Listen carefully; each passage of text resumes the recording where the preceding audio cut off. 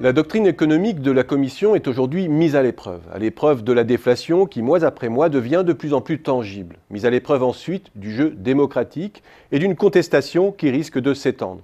Dans ce contexte, le basculement électoral grec fera-t-il catalyse? Contrairement aux attentes, la nouvelle posture grecque provoque moins de crispation qu'attendu. Il semble au contraire qu'elle désinhibe les esprits et ouvre une discussion sur le fond. Simple posture, jeu de poker menteur ou vrai tournant? Difficile à ce stade de le dire. Rappelons seulement quelques faits. Pour l'heure, la vraie rupture, c'est le tournant monétaire de Mario Draghi. Je n'y reviens pas.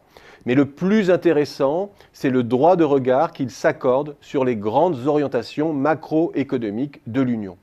Il ne se limite plus au rôle de gardien de la stabilité des prix.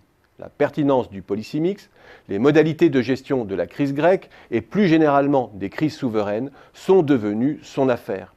Cela est logique puisqu'en acceptant d'acheter en masse des titres publics, la BCE entend avoir un droit de regard sur la gestion des risques qu'elle porte et donc sur le pilotage macroéconomique.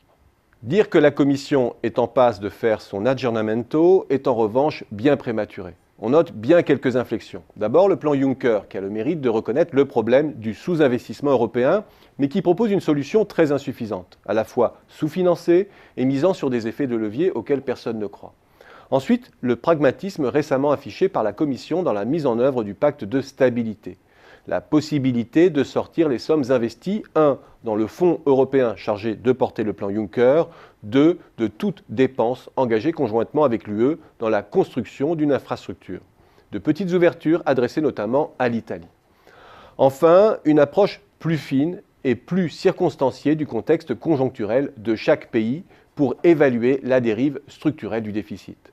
La Commission revendique là un plus grand pragmatisme dans l'application des règles. Une ouverture vers la France cette fois-ci, qui conteste les modalités d'évaluation de son déficit structurel.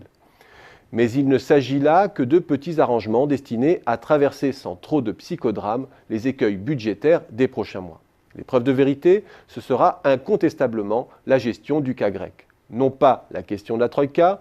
Jean-Claude Juncker avait déjà affirmé son souhait de donner plus de rôle au Parlement européen en matière de surveillance. Une avancée qui ouvrirait la porte à une action plus circonstanciée et peut-être moins répressive.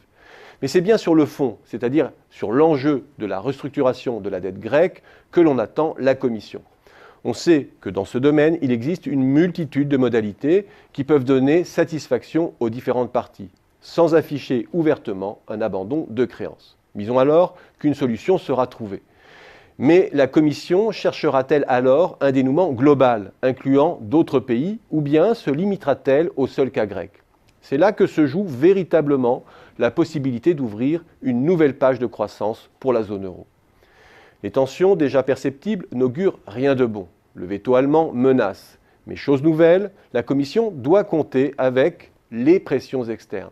Le gouvernement américain notamment, pour qui l'incurie européenne constitue la principale menace pesant sur la reprise US. Pas certain que le dogmatisme allemand ait le dernier mot dans ce contexte.